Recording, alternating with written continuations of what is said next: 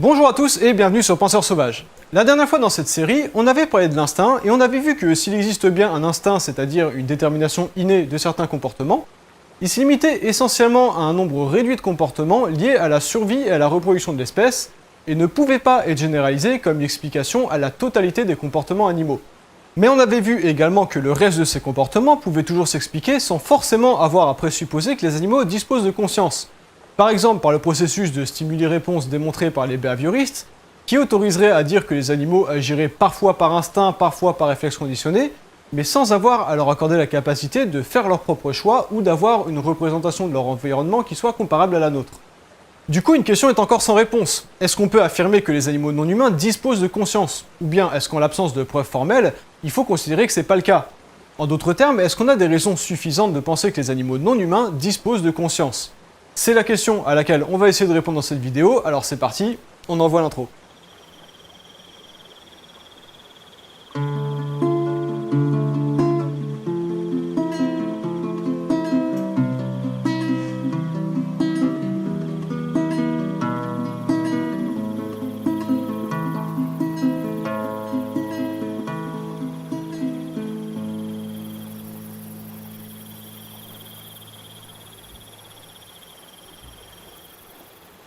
Tout d'abord, la conscience, qu'est-ce que c'est? D'après la définition Larousse, la conscience est une représentation mentale claire de l'existence, de la réalité ou de telle ou telle chose. C'est donc, on pourrait dire, la capacité à exister subjectivement. Mais on a vu que tout au long de l'histoire de la philosophie, depuis Platon jusqu'à la notion d'instinct, en passant par l'animal-machine de Descartes, plus que de savoir si l'animal dispose de conscience, ce débat consiste surtout à se demander si l'animal dispose de raison. C'est-à-dire savoir si l'animal est capable non seulement de se représenter l'existence, mais aussi de l'interpréter et adapter ses actes en fonction. En bref, par opposition à la définition de l'instinct qui avait été donnée par Coupein, savoir si l'animal a conscience des buts dans lesquels il agit. Avoir une conscience, c'est donc avoir la capacité de prendre des décisions qui résultent de l'analyse d'une situation, ce qui implique d'avoir un esprit qui nous permet de nous représenter notre environnement. La conscience telle qu'on l'entend ici, c'est donc une faculté qui se détache clairement de l'instinct ou du réflexe, par le fait qu'elle implique qu'un comportement ne soit pas automatique. Dire qu'un animal a une conscience, c'est donc soutenir qu'il est capable de prendre des décisions et de le faire en vue d'un but qu'il est capable d'anticiper, et non pas sur la simple impulsion d'une envie dont il serait incapable de comprendre la finalité. C'est une idée qui, tout au long de l'histoire de la philosophie, est apparue comme très gênante. Depuis la Grèce antique, au moins, on considère que l'animal est à part du reste des animaux. Le concept d'animal lui-même s'est formulé par opposition à celui d'humain. Et pendant plusieurs millénaires, toute la philosophie, ou presque, a soit affirmé cette supériorité humaine comme évidente, soit chercher à la justifier rationnellement d'une manière ou d'une autre. Cette justification a presque toujours été articulée autour de la conscience et de la raison. D'une part, en accordant à la raison humaine l'attribut de capacité divine, nous autres humains serions capables de raison parce que nous avons été créés par les dieux à leur image et dans ce but. D'autre part, en niant aux autres animaux cette capacité. Nous seuls humains disposerions de la raison de par notre nature divine, les autres animaux, ou plutôt les animaux, seraient passifs dans leur rapport au monde. C'est une vision du monde qui pouvait faire sens à une époque fixiste et créationniste, c'est-à-dire où les dieux ont créé le monde et toutes les espèces avec un projet en tête. C'est à la fois une lecture téléologique du vivant, c'est-à-dire que chaque espèce existe pour servir une fonction, et une lecture finaliste du vivant, c'est-à-dire que leur création viserait un but, qui serait l'accomplissement du plan divin. Oui, vous savez, c'est le plan dont on vous parle systématiquement en cas de tragédie, en mode « Quoi, ton bébé est mort d'un cancer ?» Non mais t'inquiète pas, ça fait partie du plan de Dieu. Il a prévu un truc super cool à la fin, tu vas voir, ça vaut carrément le coup de tuer tous ces bébés. Dans cette vision du monde, l'idée que l'humain ait occupé une place à part dans la création restait cohérente. Après tout, il serait malhonnête de dire que l'animal humain ne se distingue pas du tout des autres animaux, puisqu'à l'évidence, on est la seule espèce à avoir développé une organisation sociale aussi complexe et aux conséquences aussi profondes sur notre rapport au monde. Seulement notre compréhension du vivant a largement progressé depuis, et la question de la conscience animale se pose à présent dans des termes très différents. Et là, les choses se compliquent, parce qu'entre la période des Lumières et notre époque moderne, la méthode scientifique a immensément progressé au point de rendre obsolète la théologie en termes de valeur d'explication. On l'a vu répondre « c'est la volonté de Dieu pour expliquer un phénomène », ça explique finalement pas plus le phénomène que de répondre « c'est de la magie ». Pour que l'hypothèse de Dieu ait une véritable valeur explicative, il faudrait au minimum un consensus de tous les théologiens d'une même religion pour définir précisément ce qu'est Dieu, comment il fonctionne, comment distinguer un phénomène qui soit de son fait d'un phénomène aléatoire ou causé par autre chose, quelle est sa place dans la réalité du point de vue de la physique, et s'il en est exclu, comment il peut agir malgré tout sur le monde physique, etc. etc. Et désolé pour les tenants de cette hypothèse, mais en l'état, la théologie est encore très loin du compte. C'est donc la science qui a pris le pas sur l'explication du monde. Et comme on l'a vu, la méthode scientifique a pour principe non pas tant de trouver la vérité, mais plutôt d'éviter l'erreur. Il s'agit de définir une méthode qui permette de s'assurer qu'une hypothèse sur le réel ne soit pas fausse, de sorte à ce que la connaissance issue de la méthode scientifique ait la plus haute valeur de certitude possible. Ça implique qu'il doit exister des moyens de falsifier ou de réfuter une hypothèse. Un exemple classique en la matière, c'est celui de Karl Popper, qui opposait la théorie de la relativité d'Einstein et la psychanalyse freudienne en vue de définir ce qui est une théorie scientifique et ce qui ne l'est pas.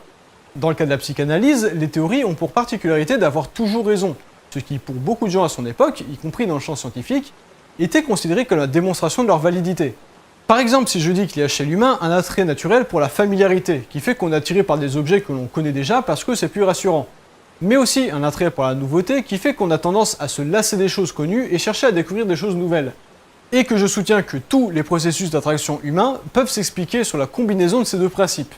Ma théorie a toujours raison. Si je suis attiré par un objet, c'est soit que je suis attiré par ma familiarité, soit que je suis attiré par sa nouveauté. Et si je ne suis pas attiré par un objet, c'est soit que je m'en suis lassé, soit qu'il ne m'attire pas parce qu'il m'est pas familier. Quoi qu'on observe comme comportement, on pourra toujours affirmer qu'il est cohérent avec la théorie, donc soutenir que la théorie est vraie puisqu'elle est démontrée par les faits. Il n'existe pas de cas de figure où je suis obligé de conclure que la théorie est fausse. Ce que souligne Popper, c'est que justement dans cet exemple, il n'existe aucun moyen de s'assurer que la théorie n'est pas fausse. Et du coup, s'il se trouve qu'elle est fausse, on ne pourra jamais s'en rendre compte. A l'inverse, Einstein, dont la théorie de la relativité était largement controversée à l'époque, prend de lui-même la peine de définir un critère de réfutation en affirmant que si, à l'occasion d'une prochaine éclipse solaire, on n'observait pas un décalage vers le rouge des rayons lumineux, alors sa théorie serait intenable. Eddington établira un protocole d'observation pour le vérifier et constatera effectivement le décalage vers le rouge prédit par Einstein. Pour Popper, la différence entre ces deux approches est fondamentale aux critères de scientificité, là où les théories psychanalytiques visent à s'assurer qu'il soit impossible de les prouver fausses. La théorie de la relativité mise au contraire tout son crédit sur cette possibilité. Ce qui rend une hypothèse crédible, c'est donc qu'il soit possible de la démontrer fausse, mais que les observations lui donnent malgré tout raison. En quoi c'est plus pertinent? Eh bien tout simplement parce que sans ce principe, on est tenu d'accepter pour vrai toute affirmation dont il est impossible de prouver formellement qu'elle est fausse. Ça arrange bien du monde quand il s'agit de Dieu, dont le principal argument à sa croyance, c'est justement de défier les non-croyants, de prouver qu'il n'existe pas et de leur reprocher de ne pas en être capable. Alors c'est vrai, on ne peut pas prouver que Dieu n'existe pas. Mais le problème, c'est qu'on ne peut pas non plus prouver que le Père Noël n'existe pas. Et on ne peut pas non plus prouver qu'il n'y a pas un dragon magique invisible à côté de moi en ce moment. Comme j'ai déjà dit dans différentes vidéos, on ne peut pas prouver une négation, on peut juste réfuter des affirmations. Si on considère que l'absence de critères de réfutation est suffisant à croire qu'une affirmation est vraie, alors on est obligé de croire que tout ce qui est irréfutable est vrai. Par exemple que les licornes existent. Je suis à peu près certain que ça vous obligerait à croire un paquet de choses auxquelles vous refusez actuellement de croire.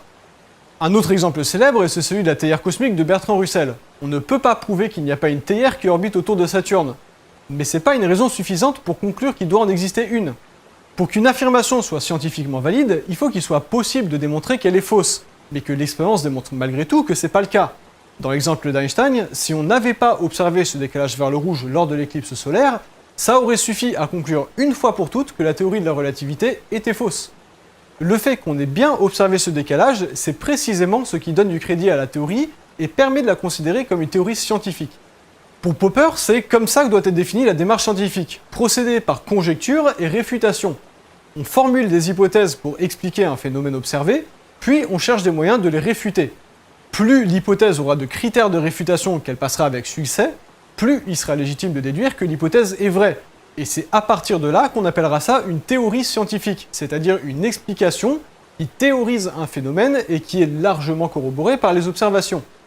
En passant, oui, une théorie scientifique, c'est donc le plus haut degré de certitude qu'il existe dans la connaissance. Il ne faut pas confondre ça avec théorie comme on l'entend au sens commun, qui généralement est synonyme d'hypothèse, c'est-à-dire que c'est une explication qui est proposée et qui est encore en attente de validation. Donc quand on vous sort que par exemple l'évolution c'est juste une théorie, vous avez le droit de rigoler parce que c'est complètement con comme argument. Mais du coup, qu'est-ce que ça implique concernant la conscience animale? Eh bien ça fait que toute la question est de savoir si la conscience animale est l'hypothèse par défaut, ou bien si elle est une affirmation qui doit être démontrée. En d'autres termes, il s'agit de définir la charge de la preuve. Est-ce qu'il faut supposer que les animaux n'ont pas de conscience tant que c'est pas formellement prouvé qu'ils en ont une, ou à l'inverse, supposer qu'ils en ont une tant que c'est pas formellement démontré impossible. On l'a vu, selon les méthodes scientifiques, c'est bien la première formulation qui est valide, parce qu'on ne prouve pas un négatif, et ce serait pas davantage raisonnable d'attendre qu'on démontre que les animaux n'ont pas de conscience, que d'attendre qu'on démontre que le Père Noël n'existe pas. Il faudrait alors partir du principe que les animaux n'ont pas de conscience en l'absence de preuves inverses. Mais ça, ça pose un problème, vu notre héritage philosophique qui n'a pas épargné le champ scientifique, et qui voudrait que seuls les êtres humains disposent de conscience. Les scientifiques des 19e et 20e siècles, et probablement encore certains au 21e siècle, y ont donc vu une excuse toute trouvée pour soutenir qu'il était scientifiquement invalide de partir du principe que les animaux disposaient de conscience. Et donc, sans même avoir à le soutenir ouvertement, agir en tout point exactement comme si c'était démontré que c'était pas le cas. C'est une conséquence très visible par exemple dans les pratiques d'expérimentation animale, qui sont particulièrement cruelles, et pour lesquelles tout un jargon a été développé pour neutraliser l'empathie du chercheur envers les animaux étudiés. Un bon chercheur se doit avant tout de ne pas se laisser aller à du sentimentalisme envers ses sujets d'étude. Ça pourrait obscurcir son jugement. Ainsi, dans un rapport d'étude sur une expérimentation animale, on ne parlera pas de souffrance d'animal ou de détresse. On parlera plutôt de réaction, de sujet d'étude ou de rythme cardiaque. C'est tout un style de langage qui est élaboré. Mais l'idée que l'animal n'aurait pas de conscience, c'est pas une position qui est ouvertement assumée dans la science de l'époque, parce qu'il serait aussi invalide d'affirmer que les animaux n'ont pas de conscience que l'inverse. Mais elle est considérée valide de fait parce que les pratiques sont appuyées sur l'idée qu'il n'y a pas lieu de supposer la conscience aux animaux. Donc tout se passait à l'époque comme si on considérait qu'ils n'en avaient pas. Et c'est une dérive qui existe encore aujourd'hui, notamment concernant la zootechnie dont on avait parlé au sujet de Singer. C'est une thèse qu'on pourra qualifier de néo-cartésienne, au sens où on avait vu que la thèse des animaux-machines de Descartes défendait l'idée que les comportements animaux étaient purement mécanistes, parce qu'ils n'avaient pas d'âme contrairement à nous. Ici, on a retiré la notion d'âme de l'équation, et on l'a remplacée par la notion de conscience, ou en tout cas par la raison. On sait que l'être humain a une conscience, car nous en faisons l'expérience, mais par défaut, on ne devrait pas considérer que c'est aussi le cas des animaux. Pourtant, vous l'aurez deviné, c'est pas du tout mon opinion. Je pense que tout le monde a déjà compris que je considère que les animaux non humains disposent bien d'une conscience. Mais alors, comment on peut le soutenir sans tomber dans la pseudo-science ou dans l'affirmation gratuite ? Pour ça, il faut revenir sur un argument de David Hume, dont on avait vu dans l'épisode où j'avais mal prononcé son nom, qui soutenait qu'en dépit de l'impossibilité de prouver la conscience animale, il existait ce qu'on appelait une invincible probabilité pour que ce soit bien le cas. La question est donc de savoir si cette invincible probabilité peut être jugée suffisante d'un point de vue scientifique, et je vais essayer de vous démontrer que c'est bien le cas. La raison est en fait assez simple. L'impossibilité d'affirmer l'existence d'une conscience chez les animaux non humains relève du fait que la conscience est subjective, et comme je peux pas lire dans les pensées des animaux, je peux pas affirmer qu'ils en ont une. C'est vrai, mais c'est aussi valable pour les humains. La seule conscience dont je peux affirmer avec certitude qu'elle existe, c'est la mienne. C'était d'ailleurs la conclusion du cogito de Descartes. Je pense donc je suis. C'est-à-dire que la seule certitude absolue dont je dispose, c'est que j'ai une conscience. Tout le reste peut théoriquement être faux. En passant, beaucoup de gens considèrent que Descartes était sceptique à cause de ça. Et on entend souvent dire, quand on est sceptique, qu'on est trop cartésien.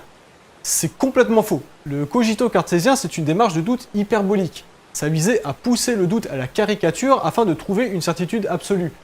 À la suite immédiate de ça, Descartes conclut que si seule ma conscience est vraie, ça impliquerait que Dieu soit malveillant, et que comme ça c'est pas possible, alors la réalité existe vraiment elle aussi, parce que Dieu ne peut pas nous avoir affublés de sens trompeur.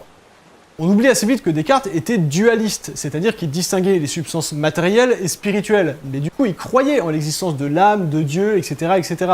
Donc arrêtez de dire aux sceptiques qui sont trop cartésiens, c'est juste... Enfin, non, arrêtez quoi, vous passez pour des cons.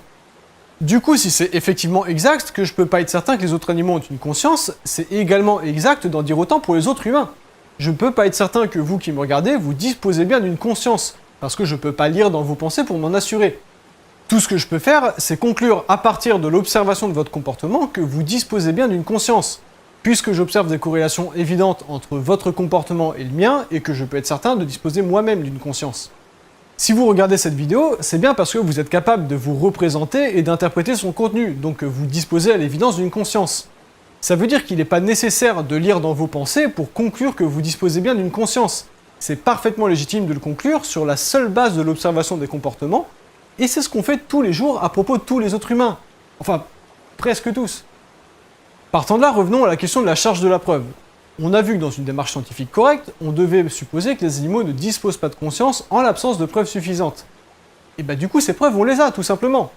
Nous savons que le vivant s'est développé par le principe d'évolution des espèces par la sélection naturelle, donc que nous avons bien plus de qualités en commun avec les autres animaux que précédemment supposé. On avait vu qu'outre notre habitude à sacraliser des qualités humaines, ce qui avait globalement été résolu par la méthode scientifique à partir du 19e siècle, on avait aussi tendance à nier aux animaux des capacités dont on préférait s'attribuer l'exclusivité, ce qui là pour le coup n'avait pas été résolu par la science à partir du 19e siècle. On sait également que la conscience est un trait évolutif, c'est-à-dire qu'elle est apparue au cours du processus de l'évolution des espèces. Et on sait que les traits évolutifs, surtout aussi complexes que celui-là, n'apparaissent pas spontanément comme ça chez une espèce. Ils se développent très longuement à partir d'étapes plus archaïques qui parfois ne servent pas la même fonction au début qu'à la fin. Enfin, quand je dis à la fin, c'est à partir du dernier état dans lequel on l'observe, parce qu'il n'y a pas vraiment de fin à l'évolution. Par exemple, les plumes sont apparues au départ parce qu'elles permettent une meilleure conservation de la chaleur, qui est très utile chez les ovipares pour couver les œufs par exemple. Puis avec des protoèles, elles ont permis aux espèces qui en étaient dotées de planer plus ou moins, ce qui était quand même bien pratique pour échapper à des prédateurs. Et en se spécialisant dans cette capacité, l'évolution en est arrivée à produire des ailes qui permettent de voler, tel qu'on observe les oiseaux le faire aujourd'hui. Voilà comment de la conservation de chaleur, on passe à la fonction de vol grâce à l'apparition de la plume. Compte tenu de la complexité du phénomène de conscience, tout laisse donc penser qu'elle est un trait évolutif qui est apparu bien avant notre propre espèce, même sous une forme très archaïque, avec le développement du système nerveux. Quant à la fonction qu'elle permet d'accomplir, c'est très spéculatif, mais on peut par exemple proposer qu'elle permet une prise de décision face à une situation donnée, plus efficace face à des situations complexes qu'une réaction purement automatique. L'instinct de face au danger, c'est très efficace quand un prédateur nous fonce dessus. Mais pour ce qui est d'élaborer une stratégie pour pécho de la femelle dans un contexte où la concurrence avec les autres mâles est très forte, la conscience et la réflexion, ça peut être un atout majeur pour parvenir à diffuser ses gènes. Elle se serait donc complexifiée sous l'effet de cette compétition jusqu'à sa forme actuelle, notamment la nôtre. Mais ce faisant, on doit s'attendre à la trouver sous des formes variables dans une immense majorité du vivant, chez qui elle est forcément présente de longue date. Pas uniquement chez l'être humain, chez qui elle serait apparue d'un coup comme ça par magie après des milliards d'années d'absence dans l'évolution du vivant. Et pour finir, on a vu qu'il était légitime de conclure que d'autres humains que moi-même disposent de conscience sur la base d'observation de leur comportement. Tout comme pour les animaux, il s'agit d'une invincible probabilité et non pas d'une certitude absolue. Et donc il est tout autant légitime de parvenir à cette même conclusion sur la base de l'observation des comportements des animaux non humains. Soit il faut admettre que l'observation du comportement des animaux permet de conclure qu'ils ont une conscience, soit il faut aussi considérer que c'est pas scientifiquement valide d'attribuer la conscience aux autres êtres humains. Alors la conclusion paraît évidente. En effet, dans une bonne démarche scientifique, la charge de la preuve incombe à l'affirmation selon laquelle les animaux non humains disposent d'une conscience. Mais avec nos connaissances modernes du vivant et de la cognition, cette charge de la preuve est entièrement remplie. Conclure qu'au moins une grande partie des animaux disposent bien de conscience dans une mesure au moins comparable à nous-mêmes, c'est la seule théorie qui soit compatible avec l'ensemble de nos connaissances. Nous savons que la conscience est un phénomène réel car nous en faisons chacun l'expérience. Nous l'attribuons aux autres humains sans la moindre hésitation parce que c'est la meilleure hypothèse pour penser leur comportement. Et dès lors, attribuer cette conscience aux animaux également est l'explication la plus simple au leur. A l'inverse, leur nier cette capacité impliquerait qu'il existe un saut évolutif difficilement explicable. Il faudrait parvenir à justifier comment l'Homo sapiens aurait développé en à peine quelques centaines de milliers d'années ce trait évolutif d'une complexité telle qu'on est encore très loin de savoir comment expliquer la totalité de son fonctionnement. Un phénomène aussi complexe que la conscience ne peut pas être apparu en un claquement de doigts. Il remonte nécessairement bien plus loin que nous dans l'histoire de l'évolution des espèces, et donc est certainement commun à bien d'autres espèces, sinon même à la totalité du vivant animal. Mais alors, une autre question se pose, est-ce que toutes les espèces disposent de conscience pour autant? Et d'ailleurs, pourquoi limiter la conscience aux animaux non humains? Est-ce qu'on ne devrait pas aussi l'attribuer aux plantes et aux bactéries? Avant d'en arriver là, on va commencer par supposer que la conscience est une propriété émergente du cerveau. Cerveau dans lequel, en sciences cognitives, on distingue usuellement 3 zones, chacune caractérisée par un fonctionnement différent. Premièrement, le cerveau reptilien, considéré comme le siège des comportements instinctifs dont on a parlé au précédent épisode. On parle donc ici de comportements innés, non conscients. Deuxièmement, le cerveau limbique, considéré comme le siège des réflexes, notamment de certaines émotions. On l'a vu au sujet du réflexe pavlovien dans l'épisode précédent, ce sont des réflexes associés à des stimuli. On parle ici de comportements acquis, mais toujours non conscients. Et troisièmement, le néocortex, considéré comme le siège du raisonnement logique et de l'anticipation des actes, en bref, de la réflexion consciente. C'est donc là que se situerait la conscience à proprement parler. Attention, ça c'est un modèle de fonctionnement du cerveau qui a longtemps été présenté comme l'existence de 3 cerveaux différents. Cette idée-là a été largement critiquée et invalidée. On parle bien de 3 zones d'un seul cerveau, et non pas de 3 cerveaux distincts. On pense que ces zones se sont développées successivement dans l'histoire de l'évolution, donc les systèmes nerveux centralisés ont d'abord été entièrement reptiliens, puis reptiliens et limbiques, puis enfin à la fois reptilien, limbique et néocortical. Mais c'est bien 3 modes de fonctionnement d'un même organe, pas 3 organes différents. Par ailleurs, c'est un modèle extrêmement schématique du cerveau, ça permet de comprendre en très grande ligne comment ça fonctionne, mais il faut surtout pas prendre ça comme une sorte de règle d'or du fonctionnement d'esprit. Comme j'ai dit, on sait encore très peu de choses sur la manière dont fonctionne la cognition, donc ça n'a rien d'une certitude. On sait que chez l'humain, le néocortex est davantage développé que chez la plupart des animaux, ce qui laisse supposer une capacité de pensée rationnelle plus grande, en général. Mais si on compare un cerveau humain à un cerveau de chimpanzé, la différence est tellement imperceptible qu'à vrai dire, on n'est pas encore bien certain d'avoir déterminé de différences structurelles vraiment pertinentes. On a quelques pistes intéressantes, mais c'est bien loin de ce qu'on pourrait attendre quand on tient compte de la différence de comportement entre un singe et un humain. Mais aussi, on observe 2 choses. D'une part, ce néocortex est certes moins développé chez d'autres espèces, mais il est bien présent. Donc si c'est bien le siège de la conscience, une immense partie du vivant animal dispose de conscience. Ça exclurait a priori que les poissons et les amphibiens, ainsi que toutes les espèces qui n'ont pas de système nerveux centralisé. Mais d'autre part, il est bien difficile d'affirmer que sans ce néocortex, il n'existe pas de conscience. Elle peut être une capacité dans laquelle le néocortex s'est spécialisé, mais le cerveau est un organe particulièrement étonnant qui est capable de neuroplasticité, c'est-à-dire de développer des capacités au travers de l'agencement ou réagencement de ses circuits neuronaux, ce qui fait qu'il existe des fonctions qui n'ont pas besoin de préexister structurellement dans le cerveau. C'est un peu comme la différence entre le matériel et le logiciel dans un ordinateur. Savoir comment fonctionne un processeur ne vous dit pas quels logiciels sont installés dans l'ordinateur, et 2 ordinateurs structurellement identiques peuvent fonctionner sur des logiciels totalement différents. L'absence de néocortex n'indique donc pas l'absence de conscience. Il est tout à fait possible que la conscience existait déjà sous une forme archaïque, quand le cerveau n'était qu'au stade reptilien dans l'histoire de son évolution. De nombreuses expériences portant sur les comportements de poissons, par exemple, démontrent une capacité très poussée d'analyse de leur environnement, et même de relations sociales complexes, mais on reviendra sur ça un peu plus tard. Ce qui semble démontrer que la conscience est bien possible en l'absence de néocortex, et même qu'elle a de quoi nous étonner. Alors du coup, où est la limite entre les espèces conscientes et non conscientes? Si on reconnaît que l'humain n'est pas le seul à en disposer, jusqu'où il faut aller? Jusqu'où il faut remonter dans les échelons taxonomiques pour affirmer « à partir de là, la conscience n'est pas présente ». Eh bah, c'est toute la question. On n'en sait rien parce qu'on ne sait pas encore expliquer le phénomène de la conscience. On sait qu'il est très fortement lié au système nerveux, plus précisément au cerveau, et que le néocortex semble être le siège de l'activité cognitive la plus analytique, donc la plus consciente au sens de permettre une prise de décision réfléchie. Mais au-delà de ça, on n'est même pas capable de dire si un système nerveux centralisé est indispensable à la conscience. Donc concrètement, on ne sait pas dire si une huître dispose de conscience ou pas. Certains philosophes pensent que c'est bien le cas, par exemple Hans Jonas qui propose de considérer le métabolisme lui-même comme indicateur de conscience. Comme on l'a vu dans l'épisode sur le vivant, le propre d'un organisme, c'est de lutter contre sa propre entropie, c'est-à-dire contre la dégradation naturelle de ses cellules. Et cette résistance de l'organisme à sa propre dégradation est assurée par son métabolisme, la fonction qui consiste à assimiler ou évacuer des éléments extérieurs pour les recycler au bénéfice de l'organisme. Par exemple, manger ou boire vous permet d'absorber les nutriments et minéraux nécessaires au renouvellement de vos cellules grâce à votre métabolisme. Hans Jonas présentait cette fonction du vivant comme d'une nature totalement inédite dans la matière. Et on avait vu qu'en effet, c'est un truc assez dingue que la matière s'organise pour lutter contre sa propre entropie. D'après lui, c'est dans ce phénomène que se joue l'identité d'un organisme, car le métabolisme vise à la préservation de son ensemble. Lorsque le métabolisme cesse, c'est l'ensemble de l'organisme qui meurt et redevient de la matière inerte. Or, notre propre expérience atteste que la conscience est elle aussi une propriété de l'organisme.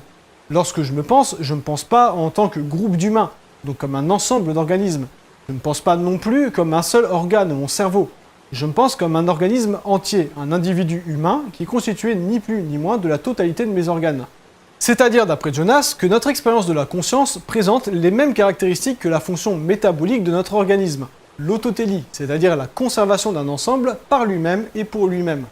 Il conclut donc que cette conscience est attachée à la fonction métabolique, et ce, dès ses premiers stades, ce qui revient à dire que la conscience serait une propriété émergente de l'organisme lui-même, y compris en l'absence de système nerveux centralisé, voire de système nerveux tout court, et qu'on la partagerait donc avec la totalité des organismes vivants.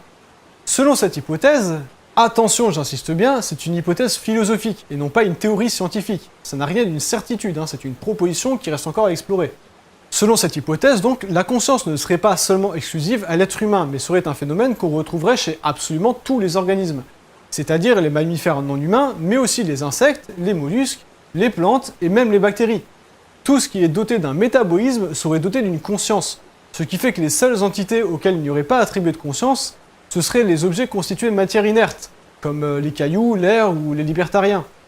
C'est une hypothèse comme une autre, et en l'état de l'immensité de ce qu'on ignore encore sur la question, elle a à peu près autant de chances d'être exacte que l'hypothèse selon laquelle la conscience nécessiterait au minimum un système nerveux centralisé. Alors vous allez me dire que dans ce cas-là, ça fout quand même pas mal la merde au niveau de la protection animale. C'est vrai que si on considère que tous les animaux, mais aussi les bactéries et les plantes ont une conscience, alors ça va être difficile de défendre les animaux puisqu'il faudrait aussi défendre les arbres et les bactéries. À l'évidence, ce serait un peu compliqué de fonder l'évaluation de la moralité de nos comportements sur le fait qu'il faudrait qu'on évite de tuer même les bactéries ou les plantes. Ça impliquerait que prendre des antibiotiques ou tondre sa pelouse, ce serait des comportements criminels. Ce serait quand même assez délicat au quotidien. Heureusement, c'est pas nécessaire d'en arriver à ça. Ce qui fonde la moralité de nos actes envers les animaux, c'est pas de savoir si l'animal possède une conscience ou non. Comme le disait Jeremy Bentham, la question n'est pas peuvent-ils raisonner ou peuvent-ils parler, mais peuvent-ils souffrir. Ce qui fait qu'on peut juger un traitement moral ou non, c'est tout simplement de savoir si l'animal en question dispose de nociception, c'est-à-dire de la capacité neurologique à éprouver de la douleur. Donc quand bien même la conscience s'étendrait jusqu'aux bactéries, ça ne nous obligerait pas à accorder des droits aux bactéries par exemple. Il suffirait de limiter le champ de la protection animale aux espèces capables de nociception. Bon, la question de la protection animale, on en reparlera plus tard, mais en l'état, on parlera donc d'êtres sentients pour décrire les animaux qui disposent de nociception, donc de conscience puisque la douleur implique nécessairement de la conscience. Et c'est donc à ces animaux sentients qu'on va s'intéresser tout particulièrement dans la suite de cette série. On arrive alors à présent à la position suivante. Les animaux sentients, au moins, disposent bien de conscience. Cette faculté n'est aucunement défendable comme exclusive à notre propre espèce, compte tenu de l'état actuel de nos connaissances. Et il nous faut dès lors changer de regard sur les espèces avec lesquelles nous sommes le plus communément en rapport. Non, les animaux non humains ne sont pas des machines, ils sont des êtres conscients, capables de souffrance. Cette qualité ne peut pas et ne doit pas être ignorée dans l'évaluation morale de nos pratiques. Pour autant, il ne s'agit pas de dire que les animaux disposent de l'inconscience, comme s'il n'existait qu'une seule forme de conscience et qu'on en disposerait tous exactement pareil, soit pas du tout. Comme on l'a vu avec von Eschul, on parle d'Umwelt pour désigner ce qu'on pourrait traduire par le monde sensoriel ou le monde de représentation de chaque espèce. La conscience d'une espèce dépend donc de ses capacités sensorielles et de son rapport au monde. Une tique n'a évidemment pas les mêmes formes de conscience qu'un rapace et il doit être possible de les différencier. Seulement on l'a vu, du fait de notre héritage philosophique extrêmement ethnocentré, on a un peu de mal à différencier le vivant sans chercher à l'hiérarchiser. Tiens, en passant, vous avez remarqué que ceux qui hiérarchisent le vivant se trouvent étonnamment appartenir toujours à la race ou à l'espèce jugée supérieure. Je veux dire, j'ai encore jamais vu un type arriver en disant « Les gars, c'est bon, j'ai trouvé un système de hiérarchisation du vivant, il se trouve que l'espèce la plus pure, c'est le chat. » Ah merde. Et nous, on est à peu près en dessous de la moyenne, enfin, c'est pas top, quoi.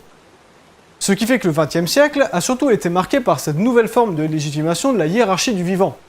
Certes, les éthologues reconnaissaient assez largement l'idée que les animaux disposent de conscience.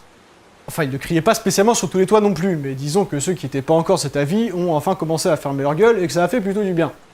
Seulement, beaucoup se sont alors sentis obligés de reformuler la légitimation de la supériorité humaine, et on s'est alors mis à soutenir que ce qui différenciait l'humain des autres animaux, c'était pas que seul l'humain disposait de conscience, ni qu'il était le seul à disposer de raison, mais plus modestement qu'il était l'espèce la plus intelligente de toutes. Bon, là encore, il faut garder à l'esprit qu'on parle d'une espèce capable d'ériger des gratte-ciel, de construire des ordinateurs et d'envoyer des FDP sur la Lune. Chose qu'on n'a pas encore vu faire des chimpanzés malgré une structure neuronale quasi identique à la nôtre. Donc c'est pas totalement illégitime de supposer que si nous on y est parvenu et que les autres animaux non, c'est qu'on a quelque chose en plus. Et il faut être honnête, c'est vrai que l'intelligence c'était pas une mauvaise piste pour expliquer cette différence. Ça paraît censé de supposer que puisque nous sommes capables d'une bien meilleure utilisation de notre environnement que toute autre espèce, c'est probablement qu'on est bien plus intelligent que toute autre espèce. Seulement, je vais vous poser une question bête, ça veut dire quoi, être intelligent? Et oui, vous l'avez peut-être remarqué, mais c'est le genre de terme qu'on emploie communément en croyant savoir ce qu'il veut dire. Par contre, aussitôt qu'on nous demande ce que c'est, on se retrouve comme des cons à pas savoir répondre. Comme vous vous en doutez, cette quête de la recherche qui visait à démontrer que l'animal humain était bien plus intelligent, n'a pas exactement porté les résultats qu'on attendait. Et la question s'est révélée immensément plus complexe que ce qu'on pensait. Mais ça, vous l'aurez deviné, ce sera le sujet du prochain épisode. Cet épisode est donc terminé. Comme toujours, j'espère qu'il vous a plu et que vous avez appris des trucs. Si c'est le cas, n'oubliez pas de laisser un petit pouce bleu qui fait plaisir et de partager la vidéo pour m'aider à faire connaître la chaîne. Parce qu'il n'y a pas de raison que vous soyez les seuls à pouvoir en profiter, alors soyez pas égoïstes, quoi, partagez. Si vous voulez m'aider à survivre de ce que je fais et à passer le filtre de la sélection naturelle, vous pouvez aussi me soutenir financièrement sur Tipeee. Et ça, c'est vraiment cool parce que ça vous permet d'avoir bonne conscience. C'est parce que la vidéo, elle s'appelle La conscience. Je me suis dit... C'est une blague des années 80, vous êtes plus en règle. C'est un pote en fait qui m'a prêté ça. Bon, ça va pour cette fois. La prochaine fois, c'est 190 € d'amende, c'est clair?